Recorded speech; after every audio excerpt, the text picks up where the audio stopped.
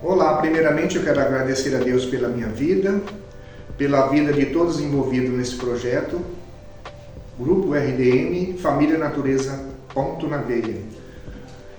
Eu estava programado hoje para falar sobre o adubo, quais são os adubos orgânicos, mas resolvi, através de vários pedidos dentro do canal do YouTube, falar sobre a terra.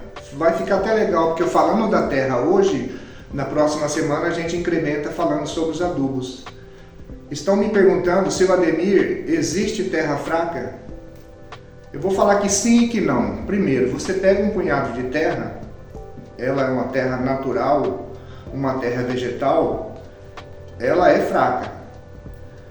Mesmo acontece se você comer arroz todos os dias, você vai se sentir mal no final do ano. Se você comer arroz todos os dias, mas se você comer arroz, feijão, carne, saladas, o seu organismo vai ficar legal. Mesmo assim acontece com a terra. Eu vou te dar um exemplo de 5 tipos de terra que existe.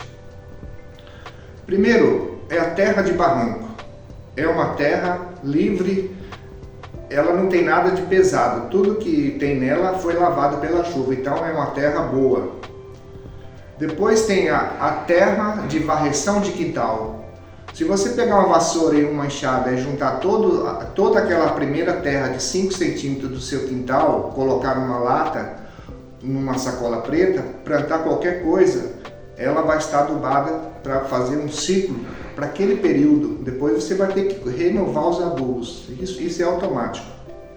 Depois nós temos aquela terra coletada lá na mata. Para mim é as melhores que existem. Por quê? Você nunca viu e nunca vai ver ninguém com uma sacolinha ou com um baldinho de adubo jogando adubo na mata. Isso é natural e normal. A própria natureza se encarrega de repor as energias, os adubos e os nutrientes que a mata precisa, as plantas, frutíferas ou não. Aquela primeira camada de folhas que você pisa, que faz aquele barulho tradicional, você tira. A segunda camada, a terceira, a quarta e a quinta são folhas que estão se decompondo ao longo dos anos e você tira essa terra até 20 centímetros, leva para o seu canteiro, para a sua casa, para qualquer lugar que você for plantar. É uma das melhores terras que existe no mundo. Depois nós temos a terra de beira de rio. Todos os nutrientes que descem, geralmente as beiras de rio, tem aquelas descidas para você chegar até o rio. Então todos esses nutrientes que chegam até na beira do rio, é outro adubo que a gente tem que coletar. Essa terra que está ali, né, ao longo de muitos anos, vem com os detritos da chuva, vem pequenos galhos, vem folha, então elas vão se decompondo na beira do rio, então é uma excelente terra.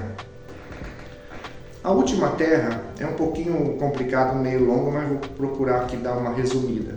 Você sabe que os caminhoneiros que carregam o boi, a vaca, o cavalo em si, eles têm aquele em cima dos caminhões, aqueles para proteger o animal e dar conforto para o animal, eles colocam ali uma serragem ou uma palha de arroz para proteger o casco do animal. Então ali os animais vão defecando, urinando, juntamente com aquela palha ou a silagem ou qualquer produto que eles possam colocar ali para proteção do animal.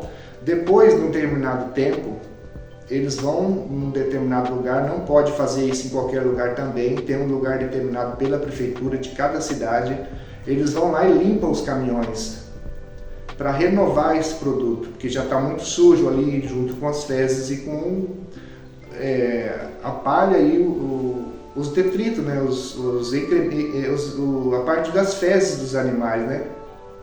Então o que acontece? Eles limpam os caminhões, deixam lá no chão, aquilo ali vai acumulando a ureia da urina, a palha e mais as fezes, e vai juntando com aquela terra próxima. Então esse aí é um lugar ideal para você ir lá fazer uma coleta de terra para você trazer para o seu canteiro. Então seria essa: terra de barranco, terra de varreção de quintal, a terra colhida na mata, a terra lá da beira do rio, e essa onde os caminhões são lavados, que eles limpam aqueles detritos, né? Agora você imagina uma grande produção de soja, de milho, de arroz, de algodão, sorgo.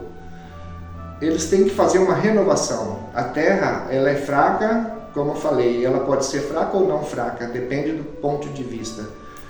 Você vai, o grande produtor de soja, por exemplo, ele planta soja. Ele colhe o grão da soja, só que aqueles resíduos, aquela massa da folha, do pé da planta, da vagem da planta, acontece também com o milho, acontece com o arroz. Todos os produtos que são colhidos, por exemplo, vai colher o milho, todo o grão de milho vai para o caminhão e todas as palhas ficam no solo. E o que acontece? Esse solo vai receber essas palhas, vai ficar em decomposição, vai fazer a rotação de cultura, vem uma nova safra, porque você nunca pode colher milho e plantar milho, você tem que plantar milho, colher e plantar soja, por exemplo. Isso chama rotação de cultura. Então, toda essa massa que fica na terra vai ser incorporada na próxima. As máquinas vão passar, vão arar, gradear, vão envolver esse produto no solo para que na próxima safra vai servir de adubo, de nutriente para suprir as faltas. Claro que eles vão colocar novos adubos para repor, porque eles fazem uma pesquisa de análise de solo para ver realmente quais são os solos que estão precisando para aquele produto. Porque muitas vezes está com excesso de fósforo, tem que balancear. Ou está com excesso de potássio, tem que contrabalancear. Está faltando cálcio, aí você coloca o calcário. No caso que está faltando nitrogênio, o nitrogênio é a própria palha, que vai fazer com que dá aquele período do ciclo.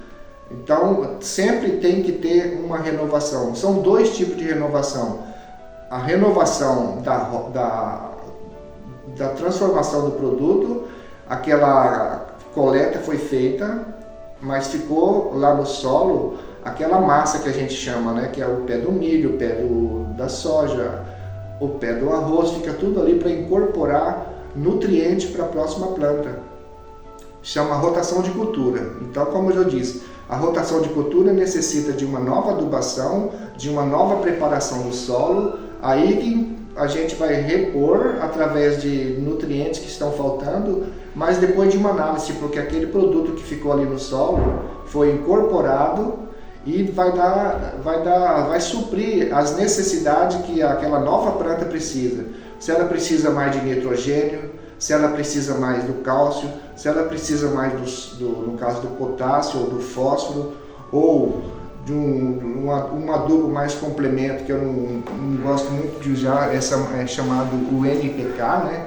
E o NPK a gente tem em todas as nossas culturas orgânicas. O NPK, o que é? NPK é o nitrogênio, o fósforo e o potássio. O nitrogênio ele vai dar força nas raízes para crescer as primeiras folhas, os primeiros galhos. Numa segunda fase, nesse caso aqui nós falamos já de frutífera, por exemplo, numa segunda fase entra o fósforo, que vai dar, juntamente com o boro, ele não vai deixar acontecer o abortamento de flores e de frutos. Você já chegou debaixo de um pé de manga, você vê assim 100, 200 manguinhas desse tamanho? Isso aí é falta de boro e de fósforo. Ele faça com que aconteça o abortamento de flores e frutos. E por último vem o potássio, que eu acho um dos mais importantes. O potássio ele vai dar a doçura e a polpa, no caso de qualquer frutífero, laranja, qualquer um que se for plantar. Aí o que acontece? Você já pegou uma laranja e cortou no meio e vê que ela está toda seca, não tem caldo, ou pouquíssimo caldo? Isso aí é falta de potássio, que vai dar a doçura e a polpa na sua qualquer frutífera, seja laranja, seja goiaba, seja pêssego, seja uva, qualquer uma delas tem que ter essa sequência. Por isso que fala NPK, nitrogênio, fósforo e potássio. E tem outros produtos também que todas as plantas precisam de todos esses produtos, como o cálcio, como o boro que eu já falei, o magnésio, o manganês, o zinco, o ferro, o cloro, o cobre, o cobalto, o molibdênio. Todas as plantas precisam de todos esses produtos, um pouquinho menos de um pouco mais de outro. E esses três básicos, que é nitrogênio, fósforo e potássio. A cinza hoje, nós falamos assim, eu sempre falo no meu canal, no Instagram, que se você não tem um poder aquisitivo para comprar nenhuma bolsa de qualquer tipo de esterco, se você tiver a cinza, você já está com meio caminho andado, porque a cinza ela tem 8 componentes que a sua planta precisa para dar um bom fruto no final de um ciclo, que é, por exemplo, cálcio em abundância, fósforo, potássio, e tem magnésio, manganês, ela tem a parte do cloro, do zinco, do ferro. Então, são praticamente todos os produtos que a sua planta precisa. Então é isso. A gente tem assim muita coisa para falar, a gente vai falar um pouquinho cada quarta-feira. Hoje foi sobre a terra, vamos só voltar a relembrar um pouquinho as terras que você tem. A primeira chama terra vegetal, é qualquer terra.